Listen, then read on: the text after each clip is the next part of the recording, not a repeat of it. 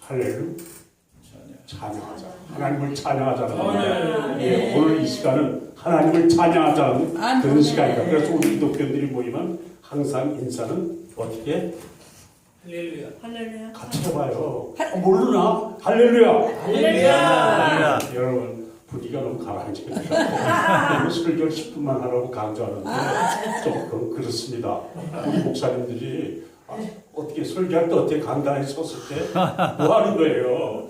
하나님의 말씀을 대언하는 거 아니에요? 하나님께 잘하고 그러는데 사람과 사람 사이 10분 약속했다고 그냥 딱 끊고 내려가면 어떻게 되는 거야? 하나님의 말씀을 어기는 거죠. 10분 이거 없애버리고 설교란 말을 없애버려요. 그리고 여기에다가 뭐 쉬운 말로 말씀이라든지 이런 걸로 바꾸고 우리 10분씩만 합시다라고 약속을 갖도록 하십시오. 차 목사님. 굉장히 지혜로우신 분이에요. 학교 다닐 때 진짜 공부 잘하시고 제가 동창인데 압니다. 굉장히 훌륭하신 목사님이세요. 오늘 제가 여기에 나올 그런 형편이 못 됐어요. 왜냐하면은 아까 우리 목사님이 종로 5가 얘기했는데 저도 종로 5가가 저기입니다. 군선교연합회 아시죠? 있고요. 군선교연합회에 제가 행정 지원을 하고 있어요. 그리고 또 뭘 하냐면은 제가 군선교사가 있습니다. 군선교사가 있으면 저 사람 65세 전이겠구나. 근데 아닙니다. 저 몇 살이지? 아는 사람 알아요. 우리 최 목사님을 알고 아까 내가 우리 이민아 전도사님 장로님한테 말씀을 드렸어요. 제가 75 그래서 48년생이에요. 우리 목사님과 40년 때 같이 씁니다. 제가 이 나이 밝히는 거 이것도 처음이에요. 근데 지금 제가 군선교사로 있습니다. 지금도 제가 우리 군에서 굉장히 보안을 요하는 부대에 지금 들어가고 있어요. 그런데 말입니다. 군선교 여러분 어떻게 생각하십니까? 만만한 거 아니에요. 왜냐하면 민간인이 군에 들어가면 군에서 인정을 안 해줘요. 왜 사례비는 없는 건 당연한 거고 그리고 민간인이 운영하는 교회 운영비도 군에서 헌금이 나올 것 같아 안 나올 것 같아? 전혀 안 나와요. 그래서 그것까지 전부 다 부담을 해야 되는 거예요. 내가 밖에서 사는 건 우선 하고 그리고 군에서 왜 예배 같은 거 이런 거 드릴 때 그리고 또 모든 운영비 뭐 시설 관리 이런 거 총포함입니다. 그리고 행사 운영비 전부 다 포함해 가지고 전부 다 왜 그 전담 목사가 부담을 해야 돼요. 근데 제가 얼마 전부터 상당히 고심을 하고 있었어요. 왜 고심을 한지 아세요? 다음 주에 뭐예요? 추수감사절. 그리고 보다 얼마 있으면 크리스마스. 그런데 말입니다. 왜 일반적으로 사회 인식 속에서는 우리 군선교사들 제가 처음 군에 들어갔을 때는 민간인이 군에 접근한 것 자체가 보안사항이었어요. 독립지휘관이 재단위에서 들어올 수 있게끔 하는 그런 거였어요. 그런데 제가 이제 군에 들어와서 있는데 65세 전방일 때 65세 때 은퇴하고 나와가지고 나오니까 제가 아까 말씀드린 그 군선교연합회 행정 지원을 하고 있었는데 그때 국방부에서 하나의 이렇게 요청이 들어왔어요. 뭐냐면 우리 군에서 굉장히 보안을 요하는 부대가 있는데 여러분들이 얘기해도 그런 곳에 무슨 부대가 있으려냐 이렇게 생각하는 그런 곳이 있습니다. 그런 곳에 역시 군인들이 있기 때문에 거기에 예배를 인도해야 될 사람이 필요한데 좀 추천하라는 거예요. 그래서 국방부 훈련이고 전부 다 무시하고 그냥 그 사람이 재단에서 들어올 수 있게끔 하는 사람. 근데 제가 공을 제일 먼저 시작하니까 제가 지원을 하게 됐습니다. 하게 됐는데 여러분 여기도 저게 군부대시라고 생각해요. 어쩌면 그냥 막연하게 생각할 거예요. 근데 거기 아주 굉장히 중요한 부대가 있습니다. 근데 그 부대가 어떻게 되면 작전지지와 교육지휘로 나눠 있어요. 규모가 일반 부대보다 굉장히 작을 거라 생각하는데 근데 굉장히 커요. 근데 그 두 부대에 왜 추수감사절하고 크리스마스 우리 젊은 청년들 추수감사절 크리스마스 다른데 또 얼마나 기대하는지 몰라요. 그걸 하는데 근데 제 나이가 몇 살이라고 했어요? 75세. 사회 인식 속에서는 이미 은퇴해야 될 나이야. 그러니까 내가 왜 그런데 우리 동기들도 거의 다 은퇴했어요. 내가 근데 뭐 날 지원하시는 분들도 정말 기적적인 일이 엄청 많았죠. 그런 분들도 전부 다 이제 은퇴 이제 내가 그런데도 그분들이 내가 이렇게 하고 있다니까 굉장히 기쁘겠는데 코로나 시절이 들어오니까 장로님들이나 이런 분들이 굉장히 사업이 어려워졌어요. 그래가지고 제가 이걸 어떻게 하고 기도는 안 했습니다. 그냥 어떻게 하고 마음속으로 걱정을 하고 있었어요. 걱정을 하고 있었는데 근데 어제 갑자기 우리 목사님 얘기도 알 거예요. 그분이 은퇴해가지고 무조건 그냥 은퇴받은 은퇴 자금하고 그리고 교회에서 저좀 한 20억쯤 되는 그 사택가가 전부 다 무조건 이 땅에 있는 동안에 다 불우한 이웃을 해뒀거나 하나님을 쓰겠다 이렇게 작정한 우리 한민석 목사님인데 그 목사님이 갑자기 느닷없이 처했는데 문자가 날아온 거예요. 문자가 나오는데 목사님 계좌번호 가르쳐 주세요. 그래요. 그래서 그분이 한 몇십만 원 이렇게 지원하면은 어떻게 나도 이렇게 해가지고 되겠지 이런 생각을 했는데 교회 계좌를 열어보니까 100만 원이 들어와 있더라고요. 굉장히 감동이 되죠, 그죠? 전혀 기대를 안 했는데 그런데 왜 또 오늘 아침에 제가 왜 여기 올 필요 못했냐면 목요일 오늘 아침은 수요일 아침은 거기 또 그 조찬 기도회가 있어요. 조찬 기도 갔다 여기 올 수는 없어요. 그리고 내일은 또 어떻게 하면 우리 친구 중에서 아주 큰 연세가 훨씬 높습니다. 우리보다 84 되시는 우리 김마을 목사님이 우크라이나에서 전에 한번 얘기한 적 있죠. 근데 그 우크라이나에서 그분이 합창단을 조직해가지고 한국에 들어왔어요. 한국에 들어와서 거기 서울 제일 사랑게 거기 가서 공연도 하고 지금 굉장히 지금 활동하고 있어요. 근데 그분이 내일 셀라톤 호텔에서 그분 합창단을 대접하겠다고 하는 그런 저희도 연락이 왔으니까 나도 참석을 해달라는 거예요. 그런데 난 그럼 영동이니까 가까우니까 별로 부담을 안 가졌는데 갑자기 뭐냐면 그 장소가 부족해서 딴 데로 옮깁니다. 의정부 무슨 빌딩에 23층 이런 연락이 오더라고요. 그러니까 우리가 의정부까지 하는 거 2시간 걸리는데 내일 일정도 있고 그래서 사실은 그런 못 됐는데 그런데 오늘 여러분들을 꼭 보고 싶은 그런 마음이 생기더라고요. 사실 이 옷은 아까 우리 목사님도 옷 얘기했는데 우리 목사님이 저에게 이 옷이 어디서 난 옷인지 모르겠지만 목사님한테 한번 보여드리고 싶더라고요. 그래서 제가 이렇게 왔습니다. 근데 왔는데 그러다 보니까 제가 어쨌든 여기 온 걸 목적을 얘기하는 거예요. 제가 이 군성교를 하면서 이야기가 제가 주마등처럼 막 떠오르는 거예요. 그 아침에 오니까 우리 또 최동철 목사님이 왜 성령 받았을 때 역사 뭐 이런 얘기를 하시는데 저도 아주 어릴 때 그런 경험을 좀 했습니다.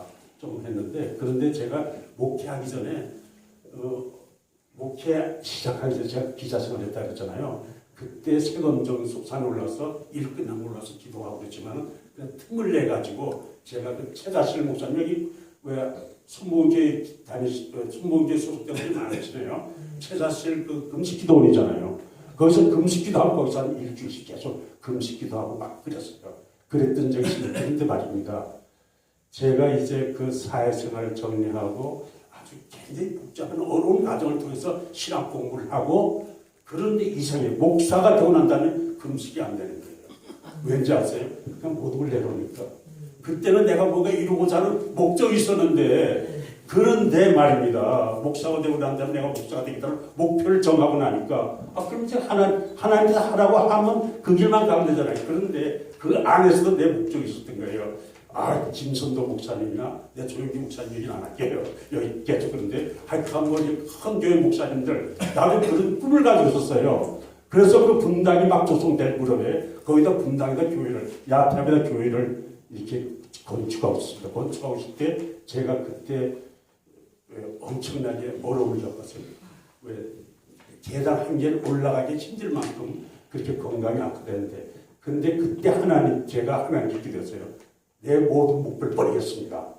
하나님 뜻대로 쓰십시오. 그리고 기도를 하고 하나님 이 땅에서 하나님 꼭 필요한 곳으로 제가 가겠습니다. 그러니까 정말 신기해요. 몇 달 안 돼서 건강해졌는데 어느 정도로 건강해지냐면, 제가 그 후로 바로 방글라데시 개발협회라고 하는 선교단체 민간 행정을 담당했는데, 근데 그때는 처음 다 제가 그때 40대 초반쯤이었는데, 거기 저 선교 훈련 받으러 해도 30대예요.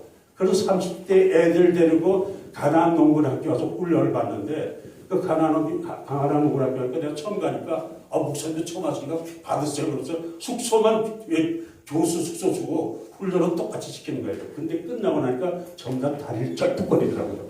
근데 제가 40대 넘으면 내가 끝나고 나서 운전을 다 못하는 거야. 훈련받은 30대 이런 애들이. 그래서 제가 40대에 제가 운전하고 왔어. 그럴 정도로 저를 건강하게 하시더라고요. 그런데 제가 해외 선교일을 쭉 하다 보니까 갑자기 중요한 곳이 보이는 거예요. 어디가 중요하냐면, 우리 저 7, 80년대 한국이 엄청나게 급속도로 성장했죠. 그죠? 성장했는데, 근데 90년대 들어서 교회 성장이 멈춰버리는 거예요. 그리고 점점 젊은 사람들이 빠져나가는 거예요. 그런데 제가 이 한국 교계를 보니까 왜 아주 놀라운 곳인데 바로 군이었어요. 그 군에서는 훈련소에 들어오는 청년들 한 35만 명이 그 당시 군에 들어왔거든요. 요새는 보이는 건 좀 작습니다. 근데 그때 35만 명 정도 들어가면 20만 명이 세례를 받는 거예요. 그러니까 70% 가까이가 세례를 받는 거예요. 그런데 말입니다. 20년 전 얘기야. 30년 전 얘기. 근데 그 당시 군에는 군 교회를 인도할 목사님은 군목들인데, 군목들은 한 170, 그러니까 270명을 선발하는데, 그 중에서 교회를 담당할 목사님은 170, 80명, 육군 교무도 그렇습니다. 육군 교회마저 1000개가 넘는데, 그 170, 80명이 어떻게 교회를 담당하겠어요? 그래서 그때 제가 군으로 가겠다고 결정을 했어요. 내일 같은 건 생각하지 않고. 그리고 내가 또 군 출신도 아니야. 군에 나면 사병이에요. 사병이, 여러분, 여 군에 갔다 왔죠. 우리 여자되신 분들. 병이었대요. 하늘의 별보다 더 무섭잖아요. 저도 저 군생활 3년 하면서 별 자체를 쳐다보질 못했어요.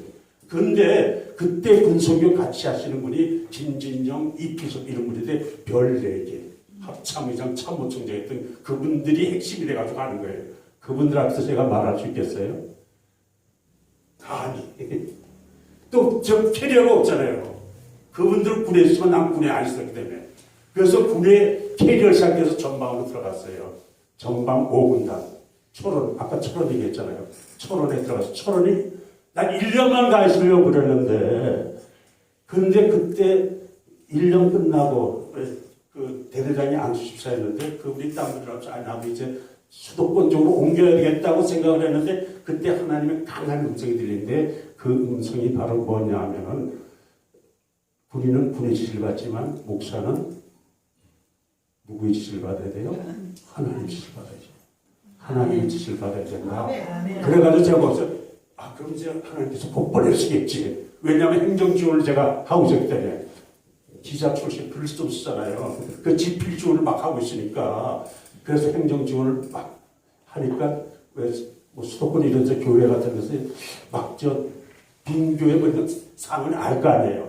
근데 가고 싶은 마음이 없는 거예요. 그래서 어쨌든 하나님께 가게 하는 계기가 있겠지. 제가 거기서 20년 거기 있을 것 같으면은 제가 그쪽으로 이사를 갔죠. 서울역에 오르동에 사는데. 그런데 하나님께서 옮기리라 생각해가지고 있다 보니까 20년이라는 세월이 흐르는 거예요. 근데 여러분, 군 선교의 현장 어땠지? 그때는 군 선교사는 이름도 없었어요. 보안사항이랬죠. 민간인이 군에 들어가는 건 아주 극비사항이었어요. 지가만 알고. 근데 민간인이 군에 들어가면 뭐가 문제냐면 제일 중요한 게 존재감이에요. 아까 우리 목사님 말씀할 때, 나 무슨 회장하고 뭐 이런 거 막 했잖아요. 쟁쟁한 분들 막 소개했잖아요. 근데 군에 들어가면 그걸 다 줘버려야 돼요. 군의 하수인이, 군에서 조직 속에서 조직 위에 사람이 되는 거예요. 그리고 더 중요한 게 있어. 먹고 살아야 되잖아요. 그죠? 정말 왜 사도 바울이 항상 배고픔과 그 빈부에 대한 풍족함도 느끼고 배고플 때도 많고 고난당할 때도 굉장히 많았잖아요. 근데 사례비가 있어요. 우리 목사님들 목회하면 사례비 다 받잖아요. 그래서 사례비 한 푼도 없어요. 민간에 아직까지도 없습니다. 근데 그걸 20 벌써 그거까지 제가 25 때까지 20년씩 지금 어떻게 됐어? 70 다 하시니까 어떻게 됐어요? 한 거의 30년 가까이 사례비 한 푼도 안 받고 지금까지 살아왔다 그러면은, 지금까지 이 땅에서 이렇게 지내왔다고 그러면은 여러분 어떻게 생각하세요? 나 신기해 죽겠어요. 내가 생각해도 신기해 죽겠어요. 어떻게 그래 살 수 있었는지. 근데 말입니다. 아까 어떤 분이 저보고 75 그러니까 그렇게 안 보인다고 막 그러더라고요. 사실 그건 그래. 네. 어디 가면 저보고 한 60대 초반이라고. 근데 말입니다. 신기한 게 있어. 내가 저 군에서 말이야. 내가 저 밖에서 사회 목회할 때 그때 굉장히 치열했어요. 왜 목회자 생활, 목회자들 관계 뭐 이런 것들이 굉장히 치열한데 교회 안에 들어가면 받는 목회자의 스트레스가 엄청나요. 그래서인지 제가 병도 났지만 40대의 사진을 보면 지금의 내 모습, 그리고 그 30년이 지난 이후의 내 모습, 그 사진을 2개 비춰놓으면 그게 그거야. 근데 이유가 뭘까요? 내려놨기 때문에. 아멘. 모든 걸 내려놓고. 아멘. 지금도 그래. 내가 아까 얘기했죠. 추수감사 있고 크리스마스 있는데 내가 기도했다고 그러나요? 아니야. 그냥 좀 내가 인간적으로 염려했지만 그냥 이렇게 했어요. 그들이 전혀 생각지도 않던, 오히려 생각했던 친구는 미국 간다고 난 만나서 그냥 얘기하면 그 친구들 굉장한 큰 대형 교회를 했었기 때문에 난 쉽게 해결되었었는데 미국 가야 되는데 그 언제 올지 모르겠다 이러면서 얘기를 했어. 그래서 피하나보다 그런 느낌을 받았는데 전혀 다른 사람이 이렇게 하는 거 보니까 근데 저는 사실 걱정은 안 했어요. 걱정은 안 했는데 근데 그렇게 쉽게 이루어졌어요. 근데 제가 군생활 하면서 군에서 선교 생활 쭉 하면서 말이죠. 진짜 기적 같은 일들이 굉장히 많고, 다른 사람들이 얘기하면 저 뻥이지 하는 생각, 그렇게 생각할 정도의 그런 일들이 많았습니다. 여러분, 아까 우리 최노철 목사님께서 성령의 역사에 나와서 막 이상한 인물이 나오고 막 그랬다 그랬죠.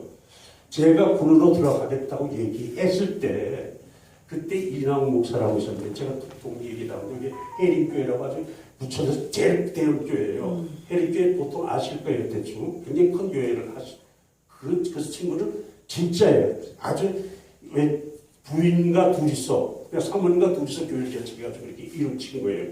그 친구가 미국 교회 학생들이 야, 너 제정신 있냐? 그러면서 한 대리가 어떻게 살려고 그래? 그러니까 뭐예요? 우리가 성령을 받고 세상 사람들이 생각할 때 어떻게 해요? 제정신 아닌같이 보이죠? 그렇죠? 그리고 우리가 성령 받은 사람들의 행위는 어때요? 저 자꾸 세상 살 수 있을까?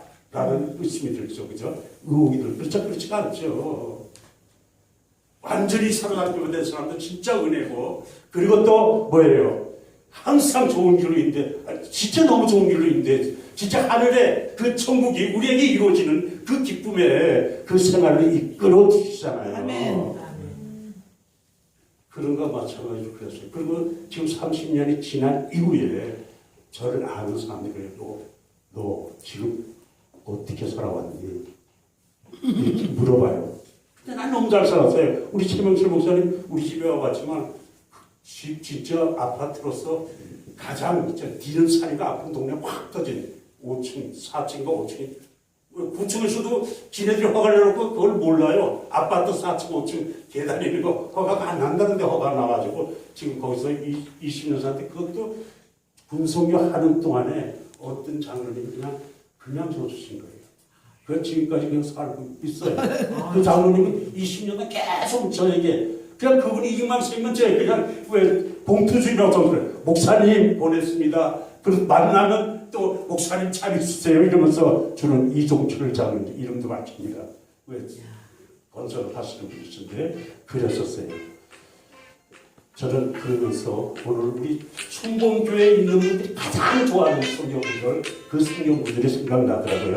우리 한번 빌립보서 4장 11절과 12절 13절 우리 한번 같이 한번 읽으면서 한번 다 찾아봐요. 여러분 다 너무 좋아하는 말씀이잖아요. 우리 저 조영기 목사님을 제가 존경하지 않습니다. 존경하지 않는 이유가 뭐냐면 성경을 자꾸 가르치다가 왜곡하시던 거라 복귀하는 그런 적이 있었습니다. 이 말씀도 순봉교에서 굉장히 많이 인용하는 구절인데 약간 왜곡된 경향이 좀 있어요. 우리 한번 읽어보십시다. 11절 찾았어요? 네. 찾았으면 우리 다 같이 소리내서 읽어본다. 내가 공평함으로 잠깐 시작할 때 시작. 내가 공평하로 말한 것이라 어떠한 공평하든지 나는 자족을 배우는 나는 비천에 처할 줄도 알고 풍부에 처할 줄도 알아. 모든 일고 배부리가 배부르니까 풍부와 공부에도 처할 줄 아는 일체의 비결을 배우느라. 이 비결이 뭔지 아세요? 내게 능력 주시는 자 안에서 내가 모든 것을 할 수 있느니라. 아멘. 아멘. 여러분 내게 능력 주시는 자 안에서 아멘. 내 욕심을 채우는 게 아니에요. 아멘. 하나님 뜻을 하나님께서 시키는 하나님의 종의 길에 있어서 말이죠. 비천하, 굉장히 불피 이런 게 처할지라도 하나님께서 거기서 대응하시는 거죠. 오히려 그를 통해서 기쁨을 주신다니까요. 아멘. 그리고 공부할 때도 있어요. 아멘. 그래서 우선 교만하죠. 그게 직겁니까? 아니잖아요. 아멘. 그래서 그런 거예요. 그래서 나는 내게 능력 주시는 자 안에서 내가 모든 것을 하지 어떤 경우라도 하나님에게서 아멘. 그 내 모습이 정말 하나님의 종이로구나 하는 그 모습으로 비춰지는 아멘. 이런 그 모습을 위치하는 사도의 모습을 우리 같이 이렇게 한번 보고자 하는 겁니다. 아멘. 여러분 모두에게 정말 이 말씀이 축복으로 그리고 그렇지 여러분의 생활로 이루어지는 역사가 있게 되시기를 주님의 이름으로 축원합니다. 아멘.